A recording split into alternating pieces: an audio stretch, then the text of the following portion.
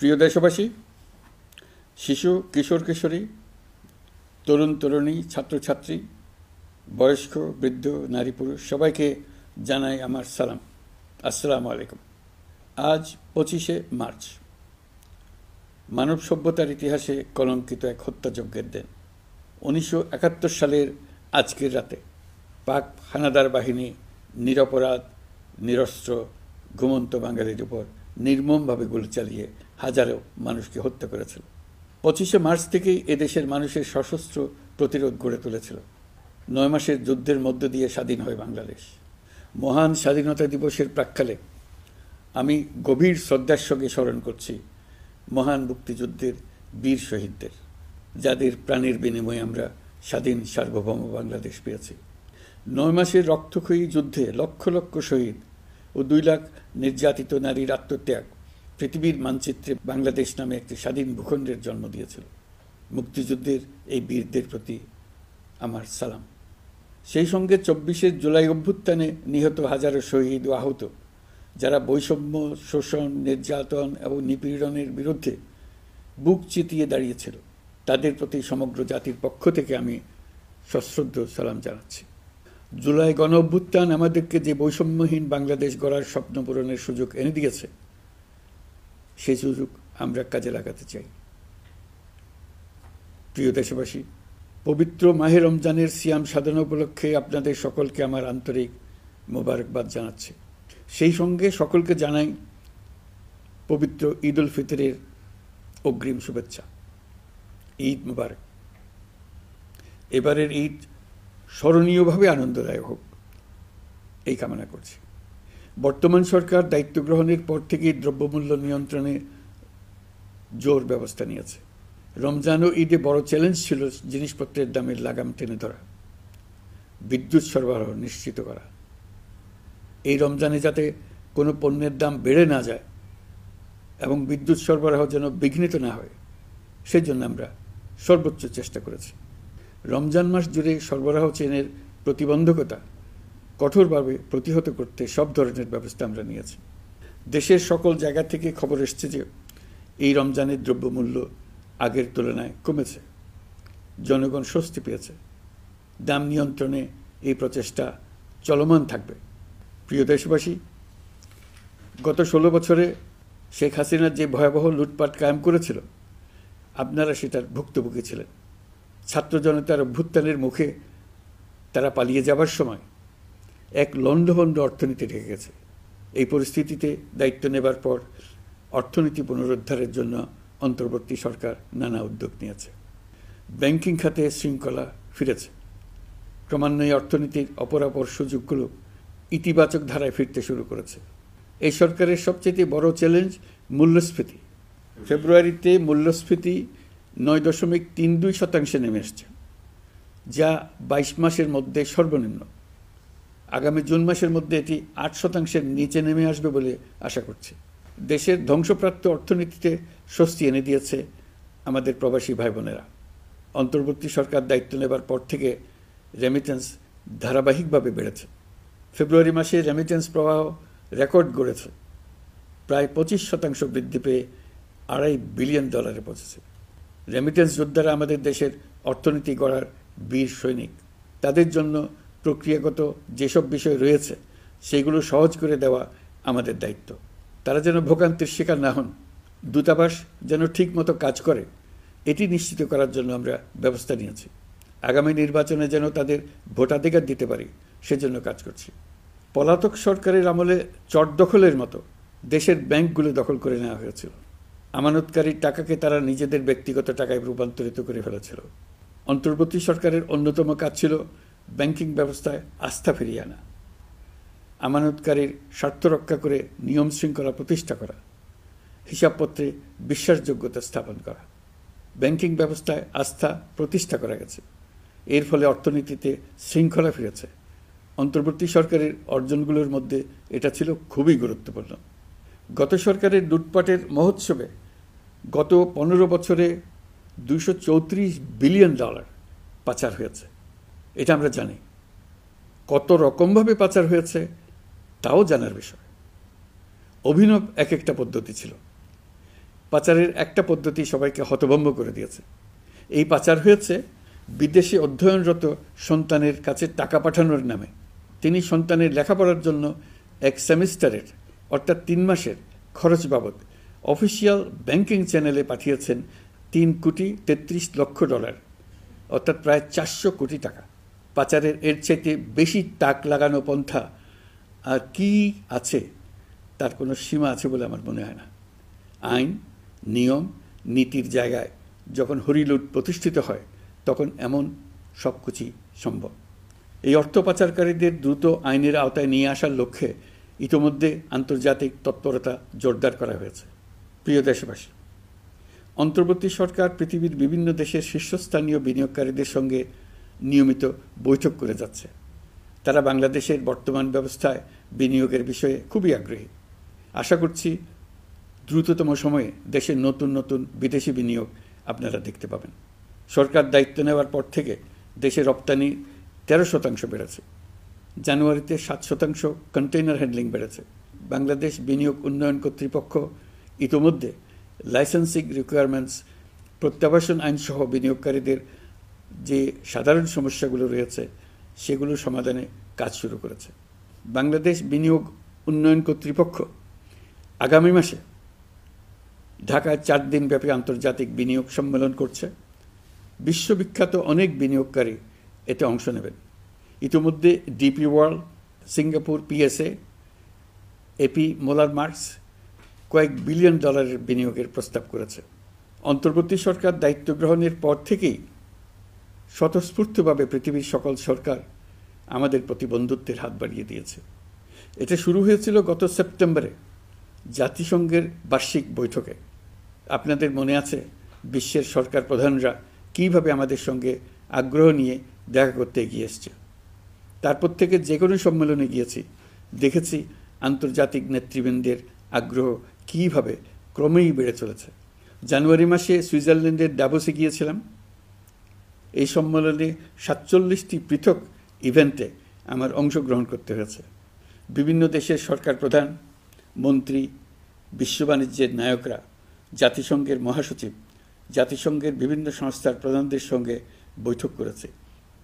তারা আমাদের পাশে থাকার জন্য আন্তরিক আগ্রহ প্রকাশ করেছেন। সম্প্রতি আমি সংযুক্ত আরব আমিরাতে গিয়েছিলাম। তারা বিগত সরকারের সময় আমাদের ভিসা বন্ধ করে দিয়েছিল। আমরা সেই দেশের ভিসার দরজা খোলার চেষ্টা চালিয়ে যাচ্ছি। তারা আশ্বাস দিয়েছেন তাদের দিক থেকে সকল আনুষ্ঠানিকতা সম্পন্ন করে ভিসার দরজা উন্মুক্ত করবেন। আমি আশা করছি সেটা দ্রুতই উন্মুক্ত হবে। আমি সংযুক্ত আরব আমিরাতকে আমাদের দেশে শিল্প কারখানা গড়ে তোলার জন্য একটি শিল্পাঞ্চল করার প্রস্তাব দিয়েছি। তারা এই বিষয়ে আগ্রহ জানিয়েছে। শিল্পাঞ্চলে 2টি কাজ দিয়ে তারা শুরু করবে, এই জন্য কথাবার্তা শুরু হয়েছে। প্রথমে মুসলিম বিশ্বে সরবরাহের জন্য একটি হালাল গোশত প্রক্রিয়াজাত করার কারখানা করবে। এরপর মৎস্য প্রক্রিয়াজাতকরণের জন্য কারখানা স্থাপন করবে। তারা আমাদের নতুন সামুদ্রিক বন্দর পরিচালনা করার জন্যও আগ্রহ জানিয়েছে। প্রিয় দেশবাসী, বিশ্ব মানচিত্রে বাংলাদেশকে অনন্য উচ্চতায় নিয়ে যাওয়া আমাদের অন্যতম লক্ষ্য। এই লক্ষ্যে আমরা আসিয়ানের সদস্য হিসেবে যোগদান করার বিষয়ে আগ্রহের কথা জানিয়েছি। এই বছরের শুরু থেকেই মালয়েশিয়া আসিয়ানের চেয়ারম্যানের দায়িত্ব গ্রহণ করেছে। মালয়েশিয়ার মাননীয় প্রধানমন্ত্রী আনোয়ার ইব্রাহিমের সঙ্গে এই বিষয়ে কথা হয়েছে। তিনি আমাদের আবেদনের প্রতি সমর্থন জানিয়েছেন, আমাকে মালয়েশিয়া সফরের আমন্ত্রণ জানিয়েছেন। আমি এই আমন্ত্রণ গ্রহণ করেছি। মালয়েশিয়া রোহিঙ্গা সমস্যা সমাধানের জন্য জাতিসংঘের সম্মেলন আয়োজনের দায়িত্ব নিয়েছে। আমাদের দেশ থেকে শ্রমিক নিয়ে যাবার ব্যাপারে যে সমস্ত সমস্যার সৃষ্টি হয়েছিল সবগুলো সমাধানের জন্য আন্তরিকভাবে তারা কাজ করছে। আগামীকাল 4 দিনের সফরে আমি চীন যাচ্ছি। প্রেসিডেন্ট শি জিনপিংয়ের সঙ্গে আমার বৈঠক হবে। চীনের বড় বড় ব্যবসায়িক প্রতিষ্ঠানের সিইওদের সঙ্গেও বৈঠক করব। পৃথিবীর সর্ববৃহৎ চাইনিজ সোলার প্যানেল নির্মাতা প্রতিষ্ঠান লংজি বাংলাদেশে কারখানা স্থাপনের আগ্রহ জানিয়েছে। আমরা তাদের সঙ্গে কাজ করছি। এছাড়া প্রযুক্তিগত সহায়তা, মেডিকেল সহায়তা, স্বল্প মূল্যে চিকিৎসা সহ অন্যান্য বিষয়ে আলোচনা হবে। তারা আমাদের দেশ থেকে আম, কাঁঠাল ও পেয়ারা আমদানি করতে চায়। এটা খুব দ্রুতই শুরু হবে। এই সফরের মধ্য দিয়ে আমাদের 2 দেশের সম্পর্ক ঘনিষ্ঠতর হবে। আমি বরাবরই বলে এসেছি, আমরা মহা সৌভাগ্যবান এক জাতি। পৃথিবীর মানচিত্রে আমাদের অবস্থানের কারণে বাংলাদেশ, ভারত, নেপাল ও ভুটান, দক্ষিণ এশিয়ার এই 4টি দেশ মিলে একটি যৌথ অর্থনীতি গড়ে তুলতে পারলে 4 দেশই লাভবান হবে। নেপাল ও ভুটান আমাদের জলবিদ্যুৎ দিতে অত্যন্ত আগ্রহী, আমরাও নিতে আগ্রহী। বাংলাদেশের শিল্পাঞ্চল গড়ে তুলতে এর কোনো বিকল্প নেই। আমাদের রয়েছে এক বিস্তীর্ণ মহাসাগর। ভৌগোলিক অবস্থানগত কারণে আমাদের সামনে বিরাট অর্থনৈতিক সুযোগ এনে দিয়েছে। কুমিরা থেকে টেকনাফ পর্যন্ত দীর্ঘ উপকূলভূমি। এই দীর্ঘ উপকূল জুড়ে বিরামহীনভাবে অনেকগুলি আধুনিক প্রযুক্তি সমৃদ্ধ আন্তর্জাতিক মানের সমুদ্র বন্দর, শিল্প কারখানা, রপ্তানি প্রক্রিয়াজাতকরণ এলাকা স্থাপন করা গেলে পুরো অর্থনৈতিক অঞ্চলের ভবিষ্যৎ দ্রুত পরিবর্তন সম্ভব। নেপাল থেকে জলবিদ্যুৎ আনতে পারলে জীবাশ্ম জ্বালানির উপর আমাদের নির্ভরশীলতা কমবে। বর্তমানে বিশ্ববাসী পরিবেশ রক্ষায় সচেতন, তারা এটাকেই সর্বোচ্চ অগ্রাধিকার দিচ্ছে। জীবাশ্ম জ্বালানির উপর নির্ভরশীলতা কমিয়ে পরিবেশ বান্ধব বিকল্প পাওয়া গেলে বিদেশি বিনিয়োগকারীদের আরও বেশি মনোযোগ আকর্ষণ করা যাবে। দেশের ক্রমবর্ধমান বিদ্যুৎ চাহিদার পরিপ্রেক্ষিতে রূপপুর পারমাণবিক বিদ্যুৎ কেন্দ্রের কাজ যথাসময়ে শেষ করার বেশি আমরা জোর দিয়েছি। রোসাটমের মহাপরিচালক আমাকে বলেছেন, শিগগিরই বিদ্যুৎ কেন্দ্রটি পরীক্ষামূলকভাবে চালু করা হবে। আমাদের পণ্য পৃথিবীর পণ্য। এই পণ্য নেপালে যাবে, ভুটানে যাবে, ভারতের 7 সিস্টার্সে যাবে। প্রতিবেশীদের পণ্য আমাদের এখানে আসবে, সারা পৃথিবীর কাছে পৌঁছে যাবে। এইভাবেই এটি একটি লাভজনক অর্থনৈতিক অঞ্চল হিসেবে দাঁড়িয়ে যাবে। আর এই অঞ্চলের গুরুত্বপূর্ণ ভূমিকায় থাকবে বাংলাদেশ। বাংলাদেশের সবচেয়ে বড় সমস্যা সীমাহীন দুর্নীতি। স্বৈরাচারী সরকার এই দুর্নীতিকে বিশ্বের শীর্ষস্থানে নিয়ে গেছে। দুর্নীতির ফলে শুধু যে সবকিছুতে অবিশ্বাস্য রকম ব্যয়বৃদ্ধি পাচ্ছে তাই না, এর ফলে সরকার ও জনগণের সকল আয়োজন বিকৃত হয়ে যায়। সরকারের লক্ষ্য, নীতিমালা, প্রাতিষ্ঠানিক আয়োজন, সরকারি কর্মকর্তাদের দায় দায়িত্ব যা কিছু কাগজে লেখা থাকে তার সব কিছু অর্থহীন হয়ে যায়। দেশ চলে অলিখিত আয়োজনে। সরকারকে চলতে হয়, ব্যবসায়ীকে চলতে হয়, শিল্পপতিকে চলতে হয়, বিনিয়োগকারীকে চলতে হয়, দেশের সকল নাগরিককে এই অলিখিত নিয়মে চলতে হয়। নাগরিককে এই অদৃশ্য জগতের সঙ্গে মোকাবেলা করে টিকে থাকার বিদ্যায় পারদর্শী হতে সাধনা করতে হয়। দৈনন্দিন জীবনে টিকে থাকা এবং সাফল্য অর্জনের জন্য একটা নতুন ভাষা আয়ত্ত করতে হয়। চারদিকে কী শব্দ বলা হচ্ছে, কাগজে কী লেখা হচ্ছে তা মনে মনে দ্রুত অনুবাদ করে তার মর্মার্থ বুঝে নিতে হয়। তা না হলে দৈনন্দিন সিদ্ধান্ত নেওয়া যায় না। সবচেয়ে বড় মুশকিল হলো এর কোনো অভিধান নেই।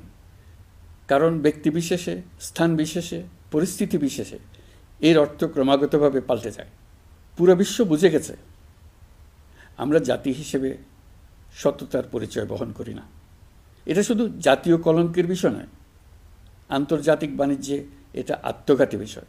দেশবাসীর মতো আন্তর্জাতিক সম্প্রদায়ও চায় আমরা দুর্নীতিমুক্ত হই, কারণ তারা আমাদের সঙ্গে ব্যবসা বাণিজ্য সম্প্রসারণ করতে চায়। দুর্নীতিমুক্ত হতে না পারলে ব্যবসা বাণিজ্য কিছুই চলবে না। দুর্নীতি থেকে মুক্ত হওয়া ছাড়া বাংলাদেশের কোনো গতি নেই। অন্তর্বর্তী সরকার সকল কাজ দুর্নীতিমুক্ত করতে সর্বোচ্চ অগ্রাধিকার দিয়ে যাচ্ছে। এই সরকারের মেয়াদকে দুর্নীতিমুক্ত রাখার চেষ্টার পাশাপাশি আগামী দিনেও দেশের নাগরিককে যেন সরকারের পৃষ্ঠপোষকতা দুষ্পুষ্ট দুর্নীতি থেকে মুক্ত রাখতে পারে সেই ব্যবস্থা নিশ্চিত করতে আমরা প্রতিশ্রুতিবদ্ধ। দুর্নীতি ও হয়রানি রোধে আমরা একটা বিষয়ের উপর গুরুত্ব দিচ্ছি। সরকারের সঙ্গে দৈনন্দিন, মাসিক বা বার্ষিক রুটিন কাজের জন্য যেন কোনো নাগরিককে সশরীরে কোনো সরকারি অফিসে উপস্থিত হতে না হয়। দুর্নীতি প্রতিরোধের অংশ হিসেবে সরকারি সব অফিসে ই-ফাইলিং চালুর সিদ্ধান্ত নেওয়া হয়েছে। ই-ফাইলিং ব্যবস্থা চালু হলে দুর্নীতি কমে আসবে। এতে করে কোন অফিসের কোন ডেস্কে কোন ফাইল আটকে আছে তা সহজেই জানা যাবে। সরকারি যতগুলো কার্যক্রমে অনলাইন সেবা চালু সম্ভব সবখানেই এই সেবা চালুর বিষয়ে সরকার কাজ করছে। সরকারি বিভিন্ন সেবা পেতে অসহায় নাগরিকের টুটি চেপে ধরে অবিশ্বাস্য পরিমাণ টাকা দিতে বাধ্য করা হয়। টাকার যে লেনদেন ও ভোগান্তির সম্মুখীন হতে হয় সেটা থেকে নাগরিকদের বাঁচানোর জন্য আমরা বদ্ধপরিকর। অনলাইনে সেবা পাওয়ার পদ্ধতিটি আরও কীভাবে সহজ করা যায় এই ব্যাপারে আমাদের কাছে পরামর্শ জানিয়ে লিখুন, ইমেল করুন। আপনি বা আপনার পরিবারের যে কেউ এই সেবা বাণিজ্যিকভাবে দিতে চাইলে প্রশিক্ষণ গ্রহণ করে পৃথিবীর যে কোনো স্থান থেকে এই সেবা দিতে পারবেন। বিগত সরকারের আমলে ভিন্নমতকে দমন করার জন্য মিথ্যা মামলাকে হাতিয়ার হিসেবে বেছে নেওয়া হয়েছিল। বিভিন্ন পর্যায়ে যাচাই বাছাই করে আমরা এসব হয়রানিমূলক মামলা প্রত্যাহারের উদ্যোগ নিয়েছি।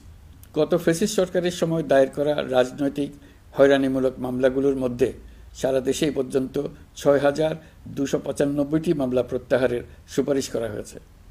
অন্যান্য সকল হয়রানিমূলক মামলাও ক্রমান্বয়ে প্রত্যাহার করা হচ্ছে। এছাড়া এই পর্যন্ত সাইবার সিকিউরিটি আইনের অধীনে বিচারাধীন স্পিচ অফেন্স সংক্রান্ত ৪১৩টি মামলা প্রত্যাহার করা হয়েছে। এই আইনটি অবিলম্বে বাতিল করে নাগরিক বান্ধব সাইবার সুরক্ষা আইন করা হচ্ছে। মানুষের ভোগান্তি রোধেও আমরা আইনগত পদক্ষেপ নিচ্ছি। জিডি করার সময় স্বাক্ষর দেওয়ার জন্য এখন আর থানায় যাওয়ার প্রয়োজন নাই, এটা অনলাইনেই করা যাবে। এই ব্যাপারে প্রয়োজনীয় নির্দেশ দেওয়া হয়েছে। পাওয়ার অব অ্যাটর্নি বিধিমালা সংশোধনীর মাধ্যমে প্রবাসী বাংলাদেশিদের হয়রানি লাঘব করা হয়েছে। সংশোধিত বিধিমালার আলোকে বাংলাদেশি পাসপোর্ট না থাকলেও বাংলাদেশি বংশোদ্ভূত ব্যক্তির পাসপোর্টে নো ভিসা রিকোয়ার্ড স্টিকার থাকলে কিংবা জন্মসনদ বা জাতীয় পরিচয়পত্র থাকলেই তিনি বিদেশ থেকে পাওয়ার অব অ্যাটর্নি সম্পাদন করতে পারবেন। সরকারি সিদ্ধান্ত ও প্রয়োজনীয় ব্যবস্থা নেওয়ার পর বিমানের টিকিট কেনার পুরো প্রক্রিয়াটি অনলাইনে নিয়ে যাওয়ার ফলে বিমানের টিকিটের দাম শতকরা ৫০ থেকে ৭৫% কমে গেছে। বিশেষ করে মধ্যপ্রাচ্যের প্রবাসী ভাই বোনেরা এতে করে স্বস্তি পাচ্ছে।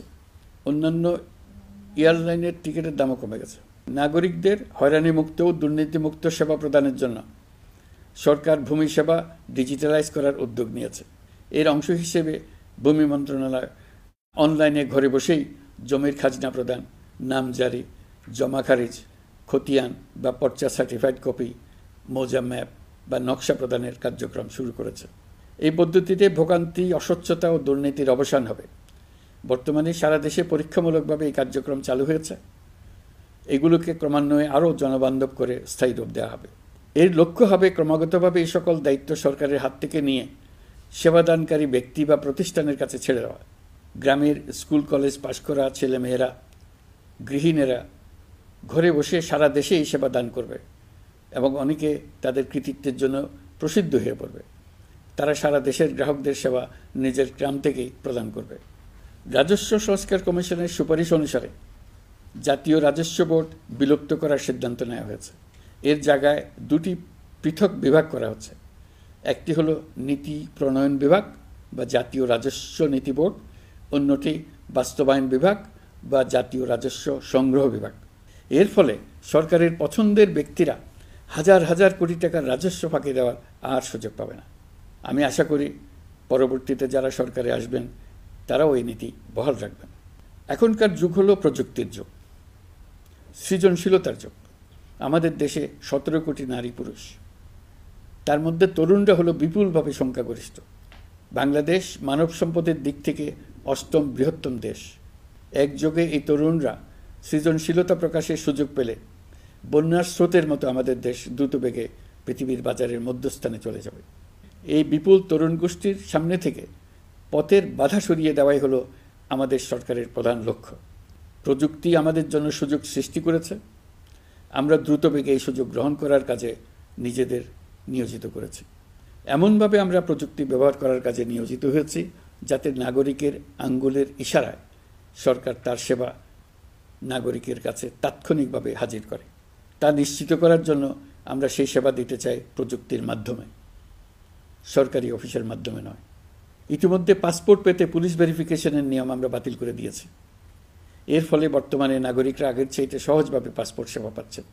পুলিশ রিপোর্ট প্রাপ্তির নিয়ম বাতিল করার পর এই পর্যন্ত ৭০,০০০ নতুন পাসপোর্ট, যা বহুকাল ধরে পুলিশ রিপোর্ট আসার অপেক্ষায় আটকে ছিল, তা দ্রুত আবেদনকারীদের হাতে পৌঁছে দেওয়া হয়েছে। পাসপোর্ট প্রাপ্তি সহজ করার জন্য আমরা পুরনো পদ্ধতি বাতিল করে ইলেকট্রনিক পাসপোর্ট প্রচলন শুরু করেছি। এর ফলে দ্রুত পাসপোর্ট দেওয়া সম্ভব হচ্ছে। দেশের অভ্যন্তরে ই পাসপোর্ট হোম ডেলিভারি দেওয়া সম্ভব হচ্ছে। আগামীতে সকলেই ঘরে বসে পাসপোর্ট পাবেন, এটা নিশ্চিত করার চেষ্টা করছে।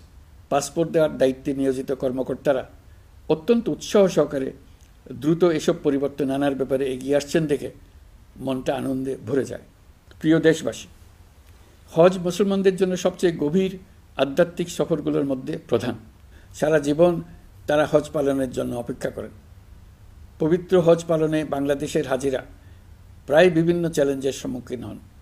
ভাষাগত বাধা, স্বাস্থ্য ঝুঁকি, অতিরিক্ত ভিড়, প্রশাসনিক জটিলতা এবং লজিস্টিক সমস্যা সহ নানা অসুবিধা।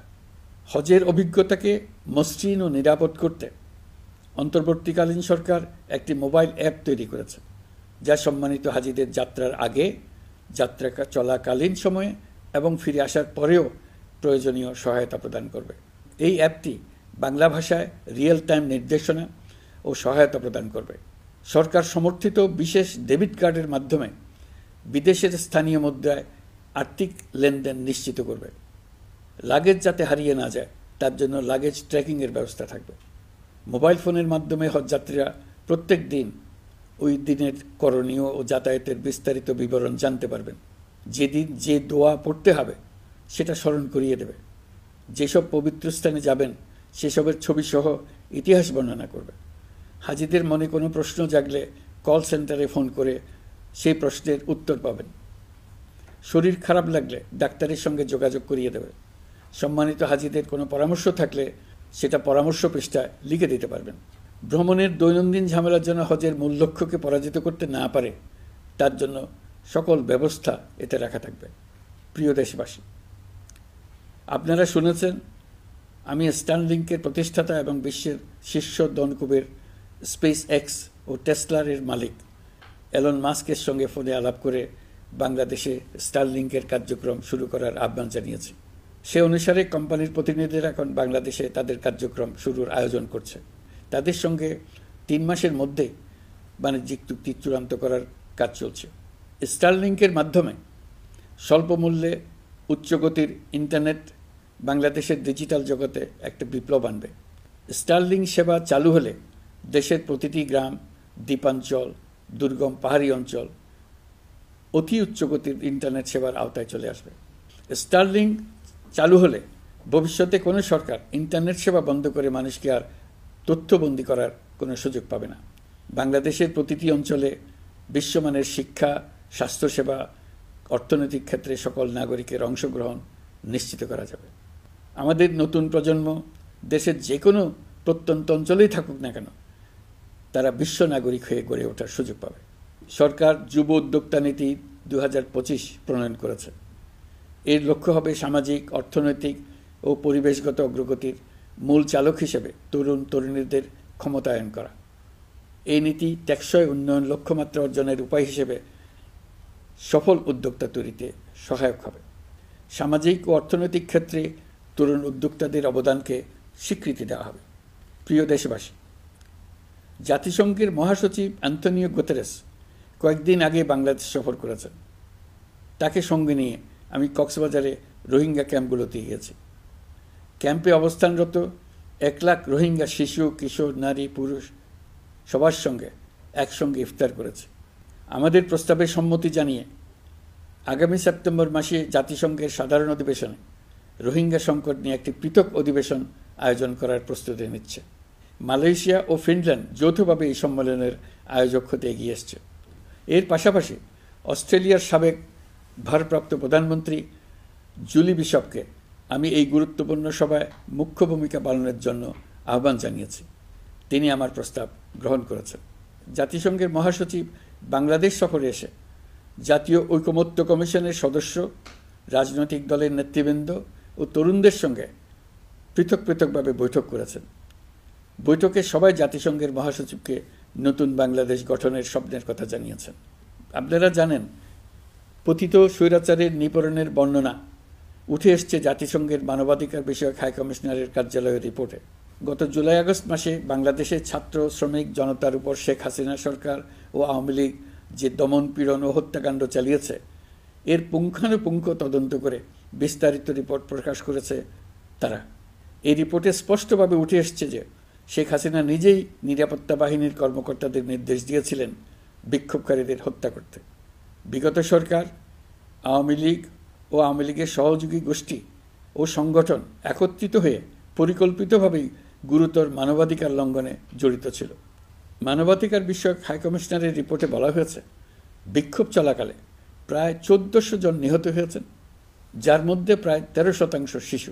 বিক্ষোভের সম্মুখ সারিতে থাকার কারণে আমাদের জুলাই কন্যারা নিরাপত্তা বাহিনী ও আওয়ামী লীগের সমর্থকদের দ্বারা আক্রান্ত হয়েছে, এমনকি যৌন নির্যাতনের শিকার হয়েছে। জাতিসংঘের রিপোর্ট পড়ে সবার গায়ের লোম দাঁড়িয়ে গেছে। কি ভয়াবহতা! কিভাবে একজন প্রধানমন্ত্রীর নিজ দেশে নিরস্ত্র মানুষকে হত্যার পর লাশ লুকিয়ে ফেলার নির্দেশ দিতে পারে? ক্ষমতা আঁকড়ে রাখার জন্য তিনি পৃথিবীর সকল নিষ্ঠুরতা ছাড়িয়ে গেছেন। এটাই জাতিসংঘের প্রতিবেদনে উঠে এসছে। মানবাধিকার বিষয়ক হাইকমিশনার কার্যালয়ের এই রিপোর্টকে আমরা স্বাগত জানাচ্ছি। প্রতিবেদনে যে সুপারিশ করা হয়েছে, অন্তর্বর্তী সরকার সেই সুপারিশগুলো গুরুত্বের সঙ্গে বিবেচনা করছে। আপনাদেরকে আশ্বস্ত করে বলতে চাই, যারা গণহত্যায় জড়িত ছিল, যারা নির্বিচারে মানুষ হত্যা করেছে, যারা ইতিমধ্যে হত্যাকারী হিসেবে বিশ্বের কাছে স্বীকৃত, তাদের বিচার এ দেশের মাটিতে হবেই। প্রিয় দেশবাসী, আপনারা জানেন অন্তর্বর্তী সরকার দায়িত্ব নেবার পর থেকেই গণমাধ্যম ও সোশ্যাল মিডিয়ায় গুজবের যেন এক মহোৎসব চলছে। দেশকে অস্থিতিশীল করার জন্য একের পর এক মিথ্যা তথ্য ছড়িয়ে দিয়ে জনগণকে বিভ্রান্ত করার চেষ্টা চলছে। অভিনব সব প্রক্রিয়ায় গুজব ছড়ানো হচ্ছে। এক ছবির সঙ্গে অন্য ছবি জুড়ে দেওয়া হচ্ছে, ঘটনা একটা, ছবি আরেকটা। এরকম ফটোকার্ড বানিয়ে অন্য দেশের ঘটনাকে এ দেশের ঘটনা হিসেবে চালিয়ে দিয়ে সোশ্যাল মিডিয়ায় তোলপাড় করে ফেলছে। যতই নির্বাচন কাছে আসবে, এর রূপ আরও ভয়ঙ্কর হতে থাকবে।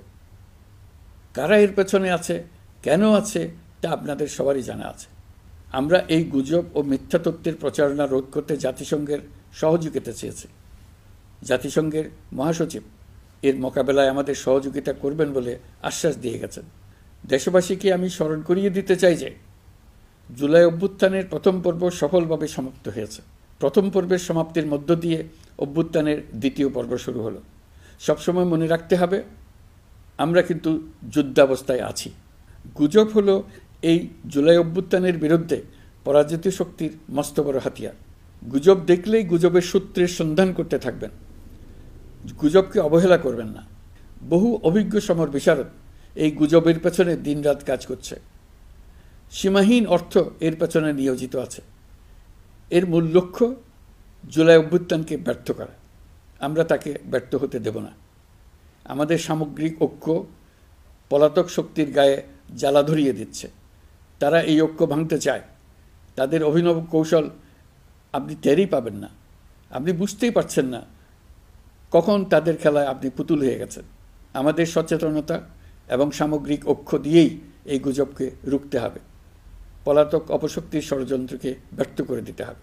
প্রিয় দেশবাসী, আপনারা জানেন ইতিমধ্যে জাতীয় ঐকমত্য কমিশন তাদের কাজ শুরু করেছে। 6টি সংস্কার কমিশনের 166টি সুপারিশ ও পূর্ণাঙ্গ প্রতিবেদন সহ 38টি রাজনৈতিক দলের কাছে চিঠি দেওয়া হয়েছে। ইতিমধ্যে রাজনৈতিক দলগুলোর সঙ্গে বৈঠক শুরু হয়েছে। দেশের রাজনৈতিক দলগুলো খুবই ইতিবাচকভাবে সংস্কার কাজে সাড়া দিয়েছেন। তাদের মতামত তুলে ধরছেন। কোন রাজনৈতিক দল কোন কোন সংস্কার প্রস্তাবে একমত হয়েছেন, কোনটিতে দ্বিমত হয়েছেন, সেসব তারা জানাচ্ছেন। এটা আমাদের জাতির জন্য অত্যন্ত সুখকর বিষয় যে প্রতিটি রাজনৈতিক দল সংস্কারের পক্ষে মত দিচ্ছেন। ঐকমত্য কমিশনের মাধ্যমে সকল রাজনৈতিক দলের মতামত নেওয়ার কাজ এখন চলমান আছে। কমিশনের লক্ষ্য যে সকল বিষয়ে রাজনৈতিক দলগুলো একমত হবেন সেগুলো চিহ্নিত করা এবং তার একটা তালিকা প্রস্তুত করা। যে সকল দল এতে একমত হয়েছেন তাদের স্বাক্ষর নেওয়া। এই তালিকাটাই হবে জুলাই চার্টার বা জুলাই সনদ। আমাদের দায়িত্ব জাতির সামনে পুরো প্রক্রিয়াটা স্বচ্ছভাবে তুলে ধরা এবং প্রক্রিয়া শেষে নির্বাচনের আয়োজন করা। নির্বাচনের ব্যাপারে আমি আগেও বলেছি, আবারও বলছি, এবছর ডিসেম্বর থেকে আগামী বছরের জুনের মধ্যে নির্বাচন হবে। আমরা চাই আগামী নির্বাচনটি বাংলাদেশের ইতিহাসে সবচেয়ে অবাধ, সুষ্ঠু ও গ্রহণযোগ্য নির্বাচন হবে। এই জন্য নির্বাচন কমিশন সব ধরনের প্রস্তুতি নিতে শুরু করেছে। রাজনৈতিক দলগুলো ব্যাপক উৎসাহ উদ্দীপনায় নির্বাচনের জন্য তৈরি হতে শুরু করবে বলে আশা করছি। প্রিয় নাগরিকবৃন্দ, আমাদের দেশের নারীরা দীর্ঘ আন্দোলনের মাধ্যমে বহু বছর ধরে অনেক বাধা পেরিয়ে একটু একটু করে সামনে এগিয়ে যাচ্ছে। স্বাধীনতার ৫৪ বছর পরেও এদেশের নারীরা অর্থনৈতিক, রাজনৈতিক, সামাজিক বৈষম্যের শিকার। বাংলাদেশের ইতিহাসে এখন পর্যন্ত যত আন্দোলন সংগ্রাম হয়েছে তার মধ্যে জুলাই গণ অভ্যুত্থানে নারীদের অংশগ্রহণ ছিল সবচেয়ে বেশি। গণ অভ্যুত্থানে নারীরা দুঃসাহসিক ভূমিকা রেখেছে, পুরনোকে দূরে ঠেলে দিয়ে নতুনের ভিত্তি স্থাপনের প্রতিজ্ঞা নিয়েছে। তারা ব্যাপক সংস্কারের কথা বলেছে, সর্বত্র নারীদের ভূমিকা আরও জোরালো করার কথা বলেছে। আমি মনে করি জুলাই গণ অভ্যুত্থান বাংলাদেশের প্রেক্ষিত বদলে দিয়েছে। জুলাইয়ের পর নারীদের অবস্থান ইতিবাচকভাবে পরিবর্তন হবে, সেটাই আমরা চাই। আমরা বাংলাদেশ নিয়ে নতুন করে ভাবতে চাই, আর এই নতুন ভাবনায় নারীদের অবস্থান উচ্চতম পর্যায়ে অগ্রাধিকার পাক, সেটাই আমরা চাই। পরিবারের সকল সদস্য, পাড়া প্রতিবেশী, ধর্মীয় প্রতিষ্ঠান, স্কুল, আপনারা আপনাদের নিজ নিজ অবস্থান থেকে ছেলে শিশু ও মেয়ে শিশুর মধ্যে যেন কোনো বৈষম্য সৃষ্টি না হয় তা নিশ্চিত করুন। আসুন নতুন বাংলাদেশে সবাই মিলে শিশুদের জন্য সুস্থ পরিবেশ নিশ্চিত করি। জুলাই গণ অভ্যুত্থানে অংশ নেওয়া নারীরা তাদের অধিকার প্রতিষ্ঠার ব্যাপারে দৃঢ় প্রতিজ্ঞ। দেশে বিরাজমান বৈষম্যগুলো চিহ্নিত করে নারীর প্রতি সহিংসতা প্রতিরোধ ও বৈষম্য নিরসনে আমাদের প্রত্যেককে একসঙ্গে কাজ করতে হবে। নারীর প্রতি বিদ্বেষমূলক কথাবার্তা, নারীকে খাটো করে রাখার প্রবৃত্তি যারা ধারণ করে তাদের বিরুদ্ধে সামাজিক আন্দোলন গড়ে তোলা প্রয়োজন। আধুনিক প্রযুক্তি সকল প্রকার বাধা ভেঙে দেওয়ার মহাশক্তি আমাদেরকে দিয়েছে। সেই বাধা যত শক্তই হোক, যত উঁচুই হোক, সকল দূরত্ব গোছানোর জন্য প্রযুক্তিকে অবশ্যই যেন আমরা ব্যবহার করতে আরম্ভ করি। নারীদের সুরক্ষায় পুলিশ হটলাইন নম্বর চালু করেছে, সরকারের পক্ষ থেকে শর্ট কোড চালু করা হচ্ছে, কল টেকার হিসেবে শতভাগ নারী কর্মীদের নিয়োগ দেওয়া হচ্ছে যেন নির্দ্বিধায় কথা বলা যায়। নারী ও শিশু নির্যাতন দমন আইন সংশোধন হয়েছে, এসব মামলার তদন্ত ও বিচারের সময় কমিয়ে আনা হয়েছে, বিচার বিলম্বে বাধা দূর করা হচ্ছে। ঢাকার পাশাপাশি চট্টগ্রাম ও রাজশাহীতে ডিএনএ ল্যাব স্থাপনের কাজ চলছে। খুব দ্রুতই বিশেষ জুডিশিয়াল সার্ভিস কমিশনের মাধ্যমে নতুন অনেক বিচারক নিয়োগ দেওয়া হচ্ছে। ভিকটিম শিশুরা যাতে দ্রুত বিচার পায় সেজন্য আলাদাভাবে বিশেষ ট্রাইব্যুনাল স্থাপনের বিধান রাখা হয়েছে। দেশের সবার মতো আমি অত্যন্ত আনন্দিত যে এবার নারী ফুটবল টিম দক্ষিণ এশিয়া চ্যাম্পিয়ন হয়েছে। দেশ জুড়ে আয়োজিত তারুণ্যের উৎসব 2025-এ বিভিন্ন অঞ্চল থেকে 27,40,000 মেয়েরা প্রায় 3,000 খেলা ও সাংস্কৃতিক কর্মকাণ্ডে অংশগ্রহণ করেছে। উৎসবে দেশের সুবিধাবঞ্চিত ও সুবিধাপ্রাপ্ত অঞ্চল, প্রান্তিক জনগোষ্ঠী এবং 21টি নৃগোষ্ঠীর তরুণ তরুণী সহ সকলের সার্বজনীন অংশগ্রহণ ছিল। এই উৎসবের অন্যতম লক্ষ্য ছিল তরুণদের মধ্যে ঐক্য গড়ে তোলা, সহযোগিতার নীতি প্রচার এবং তাদেরকে উদ্যোক্তা হিসেবে গড়ে তোলা, যাতে করে তারা আত্মনির্ভর হতে পারে, দেশের সম্পদ হিসেবে গড়ে উঠতে পারে।